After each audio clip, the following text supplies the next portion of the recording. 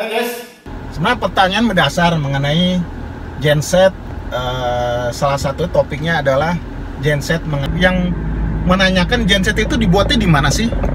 Ya kembali lagi sebenarnya guys, genset itu sebenarnya adalah barang import. Ada beauty contest.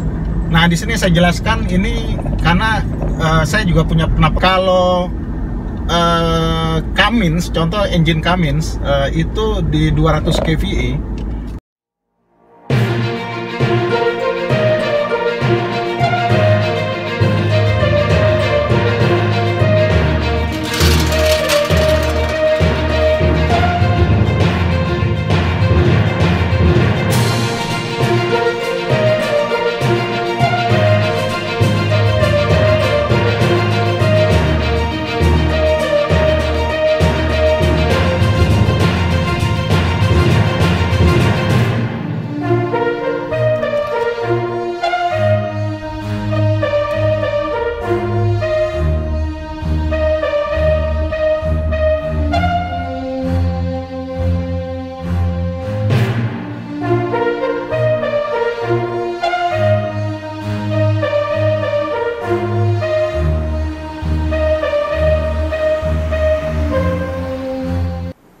Hai guys, selamat datang kembali di channel saya, Haris Channel. Seperti biasa, kita akan bicara masalah genset. Salam genset. Minggu lalu, saya diundang oleh teman saya, seorang direktur perusahaan telekomunikasi. Perusahaannya sudah terbuka, dan dia meminta saya untuk memberikan share mengenai genset. Sayangnya pada saat itu saya tidak melakukan rekaman, sehingga saya tidak sharing kepada kalian semua. Tetapi hari ini saya coba akan review kira-kira pembahasan apa saja yang saya lakukan pada saat tersebut. Oke guys, jangan kemana-mana, tetap di stay tune di channel saya. Tetapi sebelumnya, tolong kalau Anda suka, please klik subscribe, like, and comments, dan jangan lupa klik tanda lonceng. Oke guys, stay tune. Guys, saya sharing kalian sambil jalan ya, biar nggak bosan, kita bisa lihat pemandangan. Oke, stay tune ya. Guys, kita lanjut pembahasan kita. Jadi kemarin saya melaksanakan sharing mengenai genset dengan mitra saya dulu, bekas rekanan saya. Sekarang jadi direktur project of implementation di perusahaan telekomunikasi. Perusahaan sudah go public. Sebenarnya pertanyaan mendasar mengenai genset. Salah satu topiknya adalah genset mengenai apa hubungan genset dengan kehidupan begitu. Wah, kalau dengar topiknya sih ngeri juga, sepertinya tanpa genset tidak ada kehidupan ya. Nah itu salah satu topiknya. Yang kedua, dia juga ingin membahas masalah produk genset. Sebenarnya produk genset itu seperti apa sekarang. Yang ketiga, dia juga membahas mengenai strategi marketing untuk genset. Nah ini coba saya share ke beliau, ke teman-teman. Jadi kalau kita jualan genset itu strategi seperti apa sih begitu ya guys. Untuk yang pertama ya, mengenai genset hubungannya dengan kehidupan. Ya saya rasa kalau saya ambil genset, nilai genset itu saya ambil dari dua ya, ada nilai ekonomi dan nilai sosial budaya. Jadi genset itu punya nilai pada dua poin tersebut. Kalau nilai ekonomi, ya korelasinya mungkin kita lihat pada ini ya guys, pada produktivitas. Jadi kalau kita lihat produktivitas itu kan kegiatan memproduksi barang. Jadi growth ekonomi itu kan dilihat dari tingkat produksi barang. Semakin banyak barang berproduksi berarti pertumbuhan ekonomi meningkat. Pertumbuhan ekonomi meningkat berarti akan menambah jumlah pekerja. Jumlah pekerja menambah berarti akan menambah daya beli. Berarti di sini akan terjadi kegiatan ekonomi. Tetapi kita bisa lihat beberapa bulan yang lalu, di saat ekonomi sedang growth, sedang produktif, tiba-tiba power kita, tenaga listrik kita mati. What happened? Yang terjadi adalah semua kegiatan produksi itu berhenti guys. Nah di sini salah satu yang bisa memberikan option untuk membantu kegiatan ekonomi itu berlangsung adalah genset. Jadi pada saat itu kita lihat genset mempunyai nilai ekonomi. Anda bayangkan kalau tidak ada genset, berapa kerugian yang akan ditanggung akibat kegiatan produksi itu tidak berlangsung. Pabrik-pabrik tidak bisa menyalakan mesin pabriknya, kemudian mall tidak bisa melaksanakan kegiatan jualannya, home industry, rumah tidak bisa melaksanakan bisnis online-nya, semua kegiatan produksi berhenti. Dan pada saat itulah genset membantu dan memberikan option. Jadi guys, di sini terlihat bahwa genset pun mempunyai nilai ekonomi pada titik tertentu, nilai ekonomi yang sangat berarti. Jadi disinilah peran genset, berapa pentingnya genset terhadap kegiatan ekonomi. Dan memang kalau kita hubungkan dengan kehidupan ya, memang nilainya tersebut. Jadi dia juga punya andil untuk melaksanakan kegiatan kehidupan ekonomi bernegara. Jadi itu guys, salah satu nilai genset secara ekonomi. Secara sosial budaya juga ada. Sosial budaya kita lihat budaya di Indonesia kan ada kriaan, ada perkawinan. Anda bisa lihat sendiri kalau ada kegiatan perkawinan, kriaan, pasti ada genset. Karena power mereka, daya mereka tidak cukup, akhirnya mereka harus pakai genset untuk melaksanakan kriaan mereka tersebut. Jadi dalam hal ini genset sudah berperan aktif dalam kegiatan atau mempunyai nilai sosial di masyarakat. Dan itulah guys yang saya share ke teman saya, sebenarnya apa sih peran genset dalam kehidupan. Ya, jadi sangat terlihat di sini genset mempunyai nilai secara ekonomi dan nilai secara sosial budaya. Tetapi ironisnya guys, kadang-kadang genset ini di saat tidak dipakai, dia itu seperti barang yang tidak ada artinya. Kalau kita lihat sering di kantor-kantor, di pabrik-pabrik, genset itu kalau di saat tidak terpakai, dia untuk taruh helm, untuk taruh barang, kadang-kadang untuk tempat kucing tidur, itu ada kejadian. Jadi ini sangat ironis ya, tapi di saat kondisi tadi dia sangat bernilai. Jadi saran saya kepada kalian semua, ya, oke, saya lanjutkan. Jadi saran saya kepada kalian semua, guys, kalau Anda punya genset, tolong genset itu dipelihara, dirawat, di maintenance. Sama aja seperti Anda mempunyai hewan peliharaan, punya kucing, punya anjing, kan diperhatikan makannya, perhatikan kesehatannya. Genset juga seperti itu, kita rawat, kita bersihkan setiap hari, kita nyalakan, intinya kita warming up, kita panaskan seminggu 3 kali. Jadi kita merasakan sekali genset itu benar-benar kita perhatikan, karena genset ini akan sangat bernilai pada kondisi-kondisi emergensi yang tadi saya informasikan tersebut. Oke guys, salah satunya itu. Kita lanjut lagi dengan pembahasan topik kedua. Oke guys, kita lanjutkan pembahasan kita di topik kedua, yaitu mengenai produksi genset. Jadi memang produksi genset ini sangat menarik ya, karena orang banyak yang menanyakan genset itu dibuatnya di mana sih? Ya, kembali lagi sebenarnya guys, genset itu sebenarnya barang import ya. Sekarang ini posisinya barang import. Jadi kalau kurang lebih 10 atau 15 tahun yang lalu, masih banyak orang mengimport genset itu dari Eropa atau Amerika langsung ya, bisa dari UK atau bisa dari Amerika atau negara-negara lain. Tetapi untuk kondisi sekarang guys, major sebagian besar genset itu diimpor dari China, karena China sekarang sudah menjadi negara industri terbesar. Nah, tapi pertanyaannya mengapa China? Jadi kalau seorang pebisnis pasti dia melihat bahwa cost menjadi salah satu variabel yang sangat diperhitungkan untuk bisnis. Begini guys, kalau sekarang ini kita lihat shipping cost kalau dari Eropa untuk kontainer ukuran 20 feet itu biayanya bisa kurang lebihnya sampai 4.000 euro. Anda bisa bayangkan 4.000 euro kalau dikonversi dengan rupiah, yaitu mungkin sekitar 60-70 juta untuk kontainer 20 feet per pengiriman. Nah, sekarang dari China itu suatu kita lihat nilainya itu sangat-sangat jauh selisihnya. dari China itu shipping cost-nya kurang lebih hanya 500 US dollar untuk ukuran kontainer 20 feet. Nah, ini salah satu yang menjadi daya tarik kenapa sekarang genset banyak di major, sebagian besar semua diproduksi di China.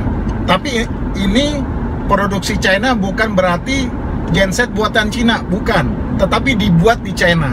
Karena produsen genset seperti Cummins atau Perkins, dia memindahkan produksinya itu ke China. Jadi barang-barang tetap dari produsen, tetapi dibuat di China. Memang ada beberapa item-item yang memang dibuat di China, tapi sebagian besar komponen utama seperti generator atau engine itu masih dari negara produsen. Tapi kalau untuk tambahan-tambahannya seperti radiator, variabel alat-alat listrik itu masih dibuat di China. Jadi tapi hanya sebagian komponen-komponen kecil yang dibuat di China. Kalau untuk yang komponen besar, komponen utamanya masih dari negara produsen. Jadi sekarang guys, major semua genset itu diproduksi dari China. Memang ada beberapa request yang minta didatangkan dari Europe, dari UK atau dari Amerika, tetapi memang impactnya harganya akan jadi sangat mahal. Ada juga genset yang memang produksi Indonesia, tapi itu memang di assembling di Indonesia, dirakit di Indonesia juga ada. Cuman memang kembali lagi itu sebagian genset yang memang mempunyai brand seperti Cummins, Perkins, Kubota, Yanmar, VD, yaitu sekarang dibuat di China. Dan major genset yang ada sekarang ini di Indonesia dibuat di China. Gitu guys, gambaran mengenai produksi genset. Oke, stay tune ya. Oke guys, kita lanjut ke pembahasan selanjutnya mengenai strategi pemasaran. Nah, ya saya akan bicara saja pengalaman saya selama memasarkan genset. Kalau saya mungkin lebih kepada fair play-nya dulu ya. Fair play-nya itu maksudnya bahwa untuk setiap tender pengadaan genset itu harus yakin apple to apple. Apple to apple itu maksudnya spesifikasinya harus sama. Kenapa harus begitu? Karena genset ini memang mesin unit yang memang spesifikasinya sangat banyak. Jadi dan sangat beti ya, sangat beda tipis. Jadi kita harus yakinkan ke panitia bahwa setiap peserta tender itu akan menawarkan barang yang sama. Jadi salah satunya itu. Jadi harus apple to apple. Apple to apple atau fair play-nya harus apple to apple. Kedua, harus diadakan beauty contest. Jadi beauty contest itu untuk make sure bahwa memang peserta tender itu memang mempunyai unit genset, yakin gensetnya ada, dan kedua memang dimensi genset tersebut sesuai dengan spek yang diminta.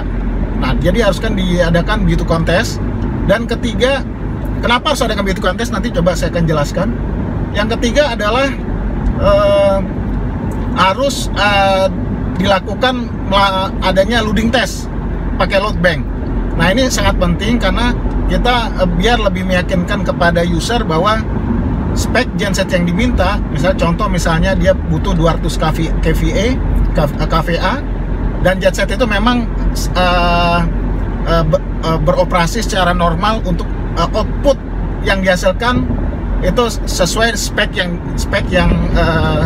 diharapkan. Karena banyaknya terjadi genset itu dijual tidak sesuai speknya, dan biasanya orang-orang seperti ini dia menghindari untuk dilakukan load bank. Nah, jadi itulah strategi pemasaran saya. Kami yang saya lakukan adalah ya saya harus memberikan kriteria ini kepada peserta tender biar ini fair, karena ya bagi kita kalau memang sudah apple to apple dan akhirnya kita kalah ya nggak apa-apa, itu memang anggapnya belum rezeki gitu ya. Tetapi kalau setelah ini kita penuhin, sudah speknya sudah apple to apple, sudah ada beauty contest dan sudah ada loading test, Dan akhirnya kita kalah juga, yaitu memang belum rezeki, dan kedua ya kita ambil pengalaman untuk next tender. Dan kalau ini sudah terpenuhin, strateginya adalah ya tinggal bagaimana kita meyakinkan ke user bahwa kita adalah supplier yang tepat untuk menjadi mitra dia. Jadi kita bisa yakinkan ke dia mengenai respon kita untuk setiap kendala yang ada. Biasa kalau terjadi sesuatu hal, respon kita seperti apa, waranti kita seperti apa, ya kan? Dan juga proses approaching juga sangat berpengaruh.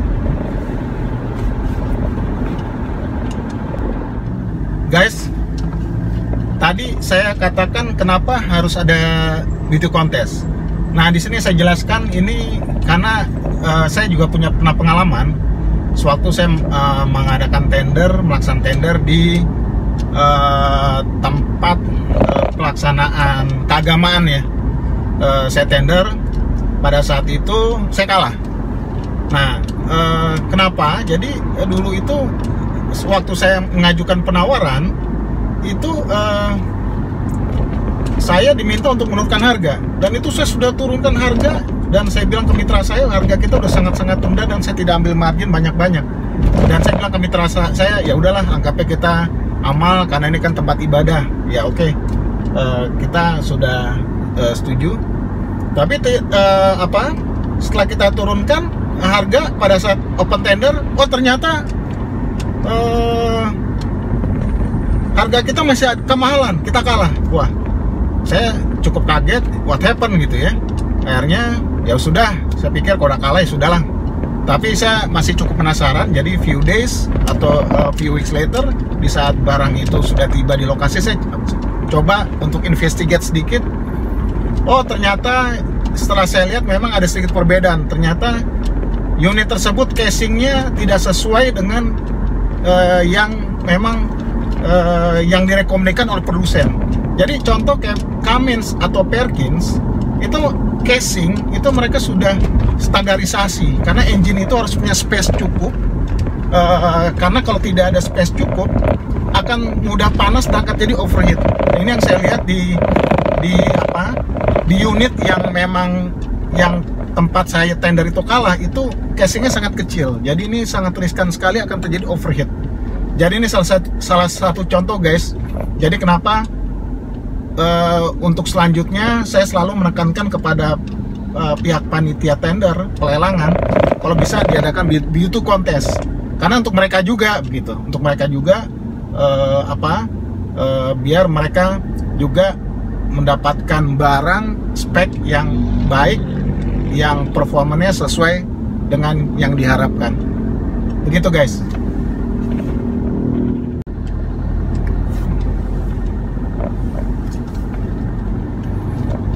Guys, saya tambahkan lagi mengenai spek yang apple to apple. Jadi saya ambil contoh begini, kalau Cummins, contoh engine Cummins itu di 200 kVA. Jadi genset itu dia biasanya kalau diundang tender itu dia pakai ukurannya prime. Jadi misalnya institusi ini membutuhkan genset 200 kVA prime. Jadi prime itu adalah output yang dihasilkan genset secara terus-menerus begitu. Nah, sedangkan genset itu dalam posisi standby, dia bisa juga memberikan output yang lebih daripada ukuran genset tersebut. Dan ini, tetapi standby ini tidak bisa berlangsung lama, maksimal hanya 1 jam. Jadi ini kadang-kadang spek-spek ini dimanfaatkan oleh orang-orang tertentu untuk menawarkan genset yang speknya jauh lebih rendah. Jadi bisa aja dia ada undangan untuk genset 200 kVA, tapi dia bisa aja taruhkan yang 180 kVA. Nah ini guys, kenapa saya selalu sosialisasikan kepada pihak panitia, tolong hati-hati untuk melihat spek genset, spek engine. Ya memang harus dibuktikan kalau di saat kita lakukan diadakan proses lanjut, diadakan loading test atau menggunakan load bank. Load bank itu untuk menghindari kejadian seperti ini. Dan ini guys, salah satu contoh lagi, misalnya 200 kVA itu speknya itu kan ada namanya CTEE atau CTA. E nya ada 2. E2 itu adalah TAA. T-nya turbo, A-nya double tuh double aftercooler. Kalau di 200 kVA speknya itu double aftercooler. Sedangkan kalau yang 180 kVA itu hanya TA. Jadi turbo dan single aftercooler. Nah, ini perbedaan ini saja, beda spell 1A sama 2A aja. Beda satu aja itu bisa memberikan impact ke perbedaan harga yang cukup tinggi. Bisa perbedaannya bisa sampai $4.000 begitu.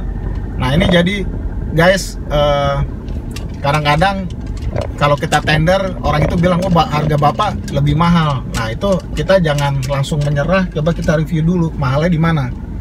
Ya, jadi memang genset ini memang untuk strategi pemasaran kita, ya kita harus mengeduket lah kepada panitia. Saya sekarang selalu melakukan itu, melakukan educate ke pihak panitia lelang, seorang buyer, purchasing. Kadang-kadang saya kasih WhatsApp, saya educate mereka melalui WhatsApp saya panjang sekali. Tapi itu akhirnya mereka appreciate juga ke saya. Mereka say thank you ke saya karena mereka mendapatkan masukan. Dan mereka merasa, oh ya Pak, berarti saya beli genset sebelum-sebelumnya kemahalan ya, begitu. Nah, itu guys, salah satu strategi pemasaran yang perlu kita perhatikan. Di sisi lain ya udah pasti komitmen bisnis itu faktor utama, waranti, speed, respon itu harus kita perhatikan. Guys, begitu informasi dari saya mengenai acara talkshow saya minggu lalu. Mudah-mudahan bermanfaat dan mudah-mudahan ada gunanya untuk kalian semua. Jangan lupa, kalau kalian suka, please klik like, subscribe, dan komen. Kalau ada pertanyaan mengenai genset, please kirim ke saya pertanyaan kalian. Segera saya akan feedback secepatnya kepada kalian semua. Oke guys, stay tune.